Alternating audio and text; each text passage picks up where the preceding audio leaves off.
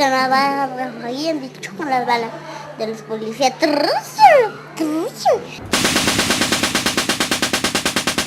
Llevan banderas blancas. Hay tanta gente que murió en las casas. Los niños también yo creo que murieron.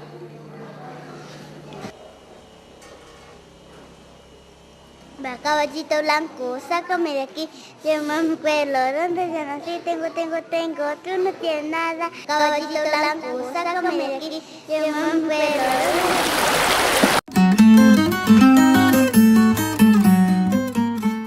Hola, el día de hoy en este episodio de este podcast que se llama Guerra y Silencio, les vamos a hablar del conflicto armado en Colombia. Yo soy Alison, Camila y Eliana. Bueno, desde hace más de medio siglo nuestro país ha sido afectado por entes paramilitares, guerrillas, AUC, conflictos con el Estado, y esto lo hemos podido evidenciar en estas historias que vamos a relatar a continuación, las cuales extrajimos de el informe final de la Comisión de la Verdad del 28 de junio de 2022. Bueno, empezaremos hablando de cómo y cuándo inició el conflicto armado en Colombia. El conflicto armado en Colombia empezó en la década de los 60, cuando partidos políticos como el liberal y el conservador decidieron rotarse el mandato del país, excluyendo otros sectores políticos como el comunismo. En la década de los 80 y los 90 se dan a conocer nuevas fuerzas armadas, como lo son los grupos paramilitares, el narcotráfico como el Cartel de Medellín y el Cartel de Cali, y la expansión del conflicto como las FARC y el ELN. Los actores principales son guerrillas, FARC y ELN y otras organizaciones insurgentes que surgieron con motivaciones marxistas y campesinas. También están los paramilitares, que son grupos de autodefensa con apoyo de sectores de Estado y privados. También está Estado y Fuerzas Armadas, que son instituciones que han combatido a grupos armados, pero también están diseñadas por las violaciones de los derechos. Y el narcotráfico, que es un factor clave que ha financiado la guerra y alimentado la violencia en el país. Y también, y más importante, que son las víctimas y sociedad civil, ya que en Colombia hay más de 9 millones de personas que han sido afectadas por el desplazamiento, desapariciones forzadas y otras violaciones de derechos. A continuación les hablaremos de historias y relatos del conflicto armado en Colombia, las cuales sacamos de un libro que se llama Cuando los pájaros no cantaban, historias del conflicto armado en Colombia. Bueno, daremos apertura al inicio de las lecturas. Estas historias son basadas en la vida real, son relatos de personas que pues vivieron lo que fue el conflicto armado. Bueno, iniciaremos con este relato titulado De pronto no haya sido mi hijo. Ellos dijeron en la versión libre que sí, que al otro día lo habían matado. Supuestamente asesinaron a mi hijo porque era vendedor de droga y que por trata de blancas. La verdad, eso no fue así. Como les dije yo en 2014 que estuvimos frente a frente en cuestión del perdón, yo les dije que eso no había sido así por eso, sino porque él era de otro gremio, LGBTI. Por eso lo habían matado, porque era gay. Desde que nació yo le vi una diferencia. Uno lo bañaba y no era como otros niños que se ponen armónicos y se les para el pipí. Él no era así. Yo sí tuve una vaina de que le pregunté al médico eso, y él me dijo que era normal. No, doctor, yo ya lo veo diferente, diferentes cualidades. No estoy segura de que él vaya a hacer que le gusten los hombres ni nada, pero veo a mi hijo con otros ojos. Esperemos más adelante a ver qué pasa, me dijo el médico. No volvió dando el médico ni nada de eso. Le fui descubriendo al niño que le gustaba jugar más con las muñecas, pintarse y ponerse los zapatos míos, la ropa mía. Cuando eso yo no me ponía vestidos más abajo de la rodilla. Él se me ponía las faldas y todo eso. Le gustaba pintarse. Un día por la tardecita llegué a la casa y mi man de la organización me dijo que pasaba lo siguiente, que mi hijo y Lucas, un amigo de él, se habían ido a sacar unas gallinas, unos pollos en casa y él se los llevó. Jamás hubo problemas ni nada, pero ahí fue cuando él me dijo, doña Margarita, ¿por qué no hace el favor y se lleva a su hijo de acá? Sáquelo de aquí o algo, que mire que él no puede estar saliendo a la calle tanto de noche ni nada. ¿Por qué no obliga a sacar a su hijo de acá?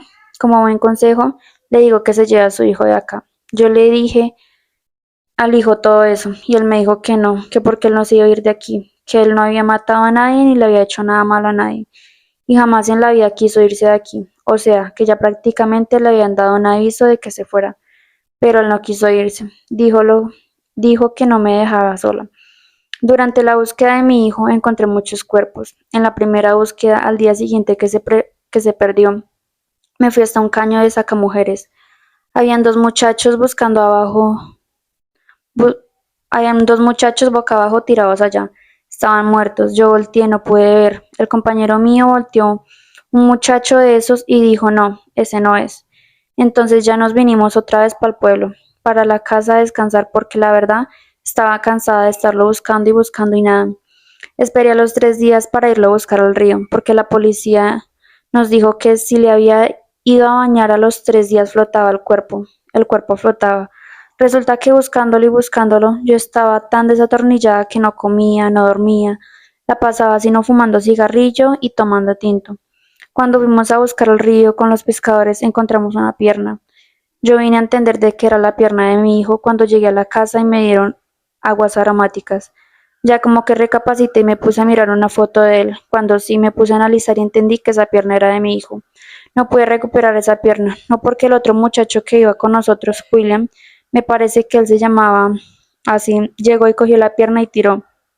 Pues obvio ya se desapareció entre el agua y todo eso. Quién sabe dónde quedó enredada por allá en el chamisero.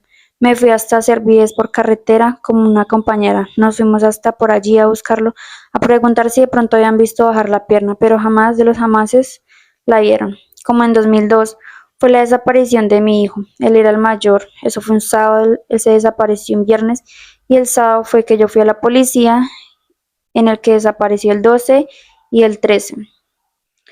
Yo fui a ver qué había pasado. Ahí me adelanto un poquito. A las 7 de la mañana me fui para donde una vecina y me senté en una mecedora, donde nosotras tuvimos que dar la parte que llaman los transmisores. Supuestamente allí era donde llevaban a la gente para matarla. Los transmisores, como uno es madre, uno presiente las cosas. Eran 7 de la mañana cuando una corazonada me dio en el corazón, como si me hubieran desprendido algo. Y se oyó un tiro y yo me sentí mal. Un dolor me cogió en el pecho. En ese momento, a las 7 de la mañana, dije, uy, Señor bendito, ¿qué será? ¿A quién matarían por allá? Ay, Señor Padre, Dios mío, ¿qué es esto? Dios mío, y de pronto no haya sido mi hijo. En esta historia nos pudimos dar cuenta cómo esta comunidad es tan vulnerable y les puede costar hasta la vida. También es muy evidente ver cómo desde ese tiempo ya estaba muy presente la homofobia, ¿no? Y que estos grupos armados se escudaban, como por ejemplo con lo del muchacho que robó unas gallinas para asesinarlo, porque desde ese tiempo ya lo estaban buscando desde antes para asesinarlo por el simple hecho de que era gay. Entonces también es muy triste ver cómo una madre tiene que llegar a estas estancias, o sea, llegar a contar su historia en una estancia en la que tenga que encontrar una parte de su hijo que ni siquiera hasta el día de hoy se ha encontrado totalmente el cuerpo, nunca lo pudo encontrar, nunca pudo darle un entierro, nunca pudo una velación, nada, o sea, así. Y pues esto es como muy común en estos casos, ¿no? A día de hoy podemos ver fosas comunes con 100, 200 cuerpos, 60 cuerpos y restos sin identificar, muchas personas que aún buscan a sus familiares, no saben si siguen vivos, muertos, qué ha sido de ellos. Como lo que está pasando ahorita en la Comuna 13, ¿no? Que por la operación Orión que hubo en ese tiempo, que fue comandada por los paramilitares y en apoyo con el gobierno. Entonces, o sea, hasta el día de hoy, desde la década de los 60 que empezó este conflicto, hasta el día de hoy se han empezado a encontrar los cuerpos. Entonces, qué difícil cuando ya tal vez ni siquiera las familiares de estas personas sigan con vida, las mamás que los buscaron tantos años. Bueno, En los sucesos del Palacio de Justicia también pudimos observar esto. Hay personas hasta ahora siendo identificadas sus restos y eso que ya pasaron pues más de 2 décadas, ya casi 3, entonces es complicado esto. bueno, continuamos con otra historia. Esta se titula ¿Por qué fuimos positivos? Empiezo a trabajar en la diócesis del municipio como misionero voluntario porque antes había sido seminarista. Tiempo después nos vamos a hacer una misión a otro municipio. Nos dirigimos varias personas, pero antes de llegar secuestran el carro donde vamos profesores, enfermeras, nosotros, el cura y las monjas. Nos cogen los paramilitares, nos sacan del carro y nos hacen entrar al monte. Nos dicen que nos van a llevar y verificar unos datos. El que no debía nada salía enseguida. Los paramilitares nos seleccionaron por tener carné y ser trabajadores de la diócesis. A mis otros compañeros y yo nos separaron del padre y de las monjas. Caminamos toda esa tarde en el monte, tipo 3 de la tarde en una zona montañosa. En ese momento uno está lleno de miedo, pierde la noción del tiempo. Al llegar a cierta parte nos cubren la cabeza con unas mochilas negras. Nos amarran y nos entregan a alguien que nos va jalando. Uno solo siente que camina, que el monte se le pega en todo el cuerpo. Yo tenía 20 y pico de años. A los 3 días nos llevan a un arroyo para que nos bañáramos. Nos hicieron desnudar, solo teníamos las mochilas en la cabeza. Era muy difícil porque uno no puede ver quién está alrededor, no se sabe cómo vestir. Luego nos dan como una especie de sopa, pero uno no siente hambre. Con tanto silencio no se sabe qué pasa. Al tercer día llegan 4 hombres, que nunca vimos porque no nos quitaron esa mochila de la cabeza. Ellos nos trataron ajá, ¿y estos quiénes son? Son de la diócesis, trabajadores del Cristo. Pasaron unas horas y empezaron a insultarnos. Nos pateaban en el suelo, nos preguntaban cosas referentes al obispo, que si él daba dinero. Nosotros no sabíamos, entonces nos pegaban en la cabeza. Decían que estábamos mintiendo. Llega uno de ellos y dice, a estos maricones vamos a hacerlos hablar. Nos cogieron, nos empezaron a quitar la ropa. Yo escuchaba a mis compañeros gritando. Después de muchos golpes me agarran y empiezan a abusar de mí. Uno no se puede defender. La capucha no me la quitaron de la cabeza. Lo agarraban a uno tan fuerte que se van tumbando y lo mismo hacían con mis compañeros. Uno no entiende por qué está sucediendo tal cosa. Esa clase de tortura la hacían en la mañana y en la tarde y duró así como por unos 10 días. Un compañero era el que más gritaba, pedía que lo soltaran para matarse con ellos. En algún momento yo quise coger la misma actitud y suplicábamos que nos mataran. ¿Por qué nos tenían así? ¿Qué pasaba? Como el quinto día tomamos la actitud de gritar a ver si nos mataban o qué. Alcanzo a recordar que volvieron a agarrarme. A uno de ellos lo mordí fuerte a ver si con eso me metían un tiro y se acababa todo. A raíz de eso, a estos tipos los cambiaron. Llega un señor más de edad, 2 mujeres y otro tipo. Nos dicen, el curita va a mandar una plata para que puedan salir de aquí. Fueron como 2 días más que pasamos allá, pero no nos dejaron quietos. Me acuerdo que esas personas nos quitan las mochilas de la cabeza y nos dicen, ustedes se van. Ninguno de los 3 nos atrevíamos a mirarnos, no sabíamos qué pasaba, qué hacer. Nos dicen, les vamos a indicar hasta dónde los vamos a acompañar y ahí ustedes se van solos sin mirar para atrás. Fuimos a parar a un convento de monjas hacia el oriente. Nunca dijimos nada de lo que pasó. Yo me enfermé mucho, perdí el habla, el cuerpo reaccionó así. No quería saber de nadie, quería estar solo. La luz me molestaba. Es que nosotros solo les dijimos a nuestras familias, fuimos secuestrados y nada más. O sea, nadie de mi familia, absolutamente nadie sabe lo que pasó realmente. Solamente una persona. Pues esto es muy terrible, ¿no? O sea, imagínate por lo que tú tienes que pasar para que tu cuerpo, o sea, pierda el habla, o sea, lo que debes sufrir, lo que va a atravesar, todos los traumas, lo que tú ves. Imagínate tú 15 días con una capucha en la cabeza, que abusen de ti, que no sabes ni siquiera quiénes son los que están abusando de ti, que te golpeen, que te humillen. O sea, O sea, estar como tan indefensa en ese momento de no poder hacer nada por ti ni por tus compañeros. Llegar al punto de desear la muerte, o sea, solo querer morir, o sea, tratar de hacer todo para que te asesinen. además de las secuelas, ¿no? Yo digo que esto de dejar unas secuelas terribles y estos son traumas que quedan de por vida y más más para este tipo de personas que son como tan susceptibles a todo esto por su vocación religiosa y todo eso, entonces debe ser muy complicado. A continuación, vamos a seguir con la siguiente historia que se llama Papi, no te lleves esa bicicleta. Acá en el municipio hay un sitio que se llama El Cerrito. Eso tiene una cruz. Ahí los sacerdotes oficiaban misa. Yo estaba embarazada. Esa tarde unas vecinas me dijeron, deja ir a Javier con nosotras a la misa. Llévenselo, les dije. Con mi esposo teníamos un negocio, un caspete en el parque del hospital. Mi esposo se había ido para el parque. Cuando se volvió al negocio se bajó muy rápido de su bicicleta y me dijo, cerremos, es que viene un grupo armado muy grande. No se sabe si es el ejército o los paramilitares. Se cree que es el ejército. ¿Podrían ser los paramilitares? Es que mira toda esa gente que viene allá. Cuando miramos, estaba plagado de esa gente de los paramilitares. Yo estaba embarazada. Cerramos el negocio y nos fuimos para la casa. Vivíamos muy cerca del cerrito. Salí a buscarlo. En la esquina de mi casa, un transformador de energía. Había un paramilitar y me preguntó, ¿para dónde va? A buscar a mi hijo. ¿Él cuántos años tiene? 11. ¿Usted sí sabe que no puede salir? Pues verá si me detiene porque yo voy a ir a seguir buscando a mi hijo. ¿Esta gonorrea qué? ¿Quiere que le meta un pepazo? Haga lo que quiera, usted es el que tiene el arma. Yo voy a ir a buscar a mi hijo, le dije. Mi esposo se había quedado con el niño pequeño, que tenía 4 años. Me volví a la casa y le dije que me había dicho una vecina, se los llevaron al polideportivo y tenían una lista muy grande, que estaban con cédula en mano llamando a la gente. Esperamos un rato y cuando iban siendo las 6 de la tarde, volví a salir por Javier desesperada. Un paramilitar de esos me confirmó que fuera al polideportivo. ¿Qué necesito llevar? La cédula, me dijo. Entonces me tengo que volver a la casa porque no la tengo. Vaya, pues tráigala. Otra vez me fui para la casa. Yo me iba a poner, yo me iba a poner a ir al polideportivo. Preferí esperar, mirar por un hueco de la terraza a ver si Javier aparecía. Y sí, como a las 7 de la noche estaba muy golpeado. Resulta que a ellos se los trajeron de allá, del cerrito, y los entraron al templo. Ahí les dijeron, niños y mujeres se abren de aquí. Entonces mi hijo pensó, yo tengo 11 años, yo soy un niño, y arrancó a correr para la casa. Él se había llevado su bicicleta y no sabe dónde la dejó. Me contó que corría con los ojos cerrados porque sentía que le iban a disparar. Se golpeaba con las ventanas de las casas, se daba con lo que fuera. Llegó a la casa muy golpeado. Llegó casi a las 7 de la noche. Cuando él llegó, yo empecé a sentir un dolor acá en el bajo abdomen.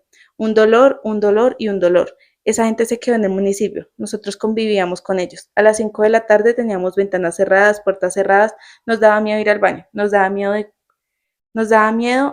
toser. Un perro ladraba, ellos le disparaban o le encendían a culatazos para que se callaran. Mi hijo de 4 años volvió a orinarse en la cama. Mi casa era muy pequeña y en ese entonces vivía Javier, mi hijo mayor, conmigo. Vivía mi mamá y un sobrino. Como en mi casa las paredes dan a la calle, no teníamos dónde resguardarnos. Nos metíamos en un espaciecito que quedaba en el tanque del lavadero y las escalas. Ahí nos arrumábamos todos. Todos eran mi mamá, mi sobrino, mis hijos, mi esposo y yo. Éramos 6. Antes de morir, mi papá me dijo, no llore por mí, que ya no me voy a dar cuenta de todo esto. Lloren ustedes por lo que van a vivir, sobre todo las mujeres que tienen hijos. Va a ser muy cruel, supremamente cruel. Va a haber momentos en los que ustedes tampoco van a querer estar vivos. Así fue completo, como mi papá me lo dijo. Mi papá murió el 1 de julio de 1999. Yo quedé en embarazo el 20 de julio de 1999. Los paramilitares ingresaron el 12 de agosto de 1999. El aborto se produjo el 25 de agosto de 1999. En esa época yo ya no estaba embarazada. Después de que me cogieron esos cólicos y ese dolor, me llevaron al hospital, estuve 8 días y no pudieron detenerme. Tenía muy poco, pero la niña estaba formada. Mariana estaba formada. Yo no había sentido ningún malestar de ninguna clase. Yo vislumbraba muchas cosas feas. A veces pienso que no puse mucho de mi parte, de que de todas maneras ella no iba a nacer. Me llené de rabia. Me dije, para qué traer hijos a la guerra? Como que tampoco puse mucho de mi parte y tal vez por eso no obraron los medicamentos. O así tenía que ser. Así tenía que ser, así tenía que ser. Menos mal, una niña se libró de todo eso. Uno no podía contener el temblor de las manos. Mi esposo se llenó de pánico cuando llegaba alguien al negocio. Él le servía y se volaba para la casa. Se sentaba en la cama en un solo temblor, no podía ni hablar. La boca se le secaba. Así como tenía que ir para allá a atender el negocio, los niños iban detrás mío. Como Javier ya tenía 11 años, yo olía que lo podían reclutar. Una tarde vinieron al negocio, lo miraban mucho. Era un niño fornido, muy bien presentado y tenía una capacidad asombrosa de hacer amigos y de llegarle a las personas. Era muy querendón. Yo vi que lo miraban, que lo miraban. Dios mío bendito, pensé, esos están tramando quién sabe qué. Una tarde que salí con él, con Javier, a hacer una diligencia en la calle, se nos acercó un paraco y me dijo, ve, esta gonorreíta ya puede con un fusil. Este perro hijo de puta, le respondí. ¿A usted quién le dijo que el hijo mío nació para cargar un fusil? ¿Qué? ¿Estás muy alzadita, maricona? Pues venga, hijo de puta, y habla conmigo, pero no, con mi hijo no se meta. Él es un niño, él no nació para hacer lo que usted hace, él no nació para hacer una porquería de basura como usted. Llega un momento en el que el miedo hace que uno no se sienta más miedo. Tocaba cuidar mucho a los niños. Los recogíamos en el colegio porque en cualquier momento se prendían esas balaceras. Se tiraban cilindros de gas, nosotros en el medio, el helicóptero encima toda la noche. Por eso esa era una buena señal. Uno dormía un poco más tranquilo pensando que nos estaban defendiendo. Lo maluco era que empezaban a caer esas vainillas en los techos de las casas. Aguantábamos tomando aguas aromáticas y charlando durante el día. En la noche nos encerrábamos y en la mañana íbamos a ver cómo habían amanecido todos, a ver quién faltaba. De pronto muchas de esas cosas calan, se quedan en la cabeza. Luis, el menor de mis hijos, me ha dicho, por mi lado no esperen nietos, tienen que ser que a mí me rompan el condón, a mí los niños no me gustan, porque no hay nada que ofrecerles. Si no está Marina con nosotros, ¿para qué más culicagados? Y está la hora en que Javier Alejandro, el mayor, todavía se culpa. Él dice que si ese día no se hubiera ido para el cerrito, yo no hubiera parido a esa niña. Esa es una charla que tenemos pendiente y no se ha dado la oportunidad, pero en algún momento habrá que tenerla porque él le dice a Marcela, a su esposa, que él se culpa. Porque es más, yo ese día le dije, papi, no te lleves esa bicicleta. ¿Eso para qué? Él le dice a Marcela, a su esposa. Yo porque le desobedecí a mi mamá, porque me fui para allá sin ni siquiera me gustaba rezar. Algo andaba buscando. Yo tengo la culpa de que María no esté con nosotros. Bueno, pues como esta historia lo relataba, pues es prácticamente un pueblo que vive en guerra, pues a causa de los paramilitares y los conflictos que tienen con los militares, ¿no? Esto también lo pudimos ver en El Salado, lo estamos evidenciando en este momento, pues en lo que está sucediendo en el Catatumbo. Además de que también es importante recalcar de esta historia que en un punto el señor le dice a su esposa, no sabemos si son paramilitares o es el ejército. ¿Qué significa esto? Que para ellos se evidenciaba el mismo riesgo, la fuerza, o sea, el ejército nacional, que las fuerzas armadas como los paramilitares. Entonces, lo que hacían estas fuerzas eran o sea, se peleaban unos contra otros en el centro del pueblo, mataban gente, morían niños inocentes, y por estas mismas guerras se permitía el reclutamiento de los niños en ese tiempo, como cuando el paramilitar le dice a la señora que el niño ya está en edad para cargar un fusil. Y así como es tan inseguro en no poder salir de sus casas, fue puta. Sí, a mí también me llamó la atención esa parte donde el paramilitar le decía a la señora que el niño ya estaba en edad de cargar un fusil, ¿no? Y pues siendo un niño de pues apenas 11 años, imagínense que le digan pues a tu hijo, no, ya está en edad de cargar un fusil, cuando pues está en edad de estar en el colegio. Bueno, pues aquí solo vimos la verdad una parte de todas estas historias pues tan desgarradoras, porque es la verdad muy triste ver cómo, ejemplo, una madre encuentra a su hijo descuartizado en un río. También tocamos muy por encimita en una historia lo que es el reclutamiento forzoso a causa de pues paramilitares, guerrillas y todos estos entes que pues han atormentado por años nuestro país, como pues el Estado en lugar de ayudar y proteger es alguien más que lo sigue aún lastimando y perpetuando todas estas violaciones a los derechos. Además de que esto o sea, es un problema tanto colectivo como una afectación individual a cada persona, porque estas personas quedan con secuelas que los van a acompañar el resto de su vida, tanto a las personas que lo viven en primera persona, como a sus familiares, como a las personas que lo rodean, como lo vimos en la última historia, que el hijo se cierra a tener hijos porque según él no hay nada que ofrecerle en un país que es naturalmente rico, o sea, económicamente, en el ecosistema y todo. ¿Por qué? Porque toda esta violencia que había en el país le generó un trauma. Entonces es una problemática que, o sea, nos abarca también mucho hoy en día, como lo que está pasando ahorita con el Catatumbo, como mucho desplazamiento forzoso, todos los días cifras de personas muertas, tal vez, o sea, no signifique mucho, 10 personas murieron hoy, pero pues para las familias de esas personas, para los lugares donde habitan, son muchas personas. Son familias, son hijos, son madres, son padres, son hijos, nietos. Entonces es muy conmovedor escuchar todo esto. Bueno, igualmente con este podcast buscamos concientizar e informar lo que es el conflicto armado en Colombia y cómo se vivió y cómo se sigue viviendo, porque son situaciones que siguen pasando en muchísimas partes de todo Colombia y también es como darle una voz a los que han sido silenciados. También pues contando esto que la verdad es muy doloroso y